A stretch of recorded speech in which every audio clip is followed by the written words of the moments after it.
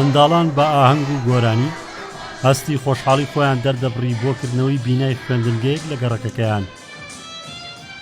ئەم بینایە لەسەر ئەرکی بنەماڵێکی سەرمایەدار بە بەهای ملیارێک و 500 ملیۆن دینار و لە ماوەی کەمتر لە ساڵێکدا دروست کراوە. پاش تەواوبوونی ڕادستی پەروەردەی سلێمانی کرا. پرۆژە تقریبی 5950 مەترە، مەکتەبێکی 18 پۆلیە، تێچۆکەی تقریبی 1 ملیار و 500 ملیۆن دینارە.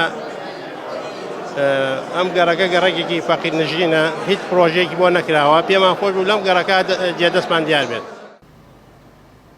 دانیشتوانی گەڕەکەکە بە گرنگیەوە لە کارەکە دەڕوانن و دەڵێن ئەوەی چەندین ساڵ چاوەڕوانی بوون حکومەت ئەنجامی بدات خۆبەخشان پێڵسان. باز لەوەش دەکەن بەوەی نەبوونی خوێندنگەوە منداڵان و خوێندکارانیان گرفتاری دایان کێشە بوون لە ساڵانی پێشوودا. بەڕاستی هەر ئەوە نییە خەڵک مزگەوت کاتۆ و چەند خێرێک بک. بەڕاستی ئەم مەکتەبەش خێرێکی گەورەیە لە سنوورەکەی ئێمە لەبەرەوەی لە 2016 ئێمە لەم گەڕەکان شۆڕشی نوێ گەڕێکێکە نزیکەی 700 ماڵی ساگە ئامادەیەتیایە. بەڕاستی جادەمانە، ئاومانە، وەزێرامانە، ئاوەڕۆنیە. بەڕاستی کەلێک نوقسانیەکانمان زۆرە، خۆتانەی بینن بە چاو. بەڵام سوپاسی خۆ ئەگەن کە ئەم پیاوە بەڕێزە توانێت ئەم مەکتەبێ بۆمان کردەوە. و چەند ساڵێکە بە پاساوی قەیرانی دارایی کەمترین بینای خوێندنگە لە شارەکان دروست دەکرێت. زۆرترین لە دروستکراوەکان سەرمایەدار و خێرخوازان ئەنجامیان داوە. ئێمە لە 2014 وەکو بەڕێوەبەری گشتی 58 قوتابخانەمان لە کارکردنا بوو، واتە تەندەرینی بۆ کرابوو.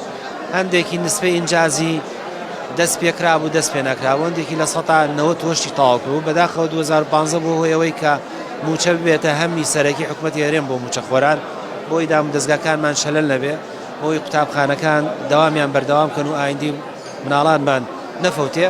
لەبەرەوە ئەتوانم بڵێم وەستانی ئەمە. ئێستا بەشی بەرچاوی ناوەندەکانی خوێندن کۆن بوون و بیناکانیان نەشیا و ناشایستن. ئەمە جگەلەوەی لە زۆربەی زۆریان دوو دەوامی و سێ دەوامیە. بەپێی خەمڵاندنی پەروەردەی سلێمانی پێویستیان بە زیاتر لە 300 بینای نوێیە.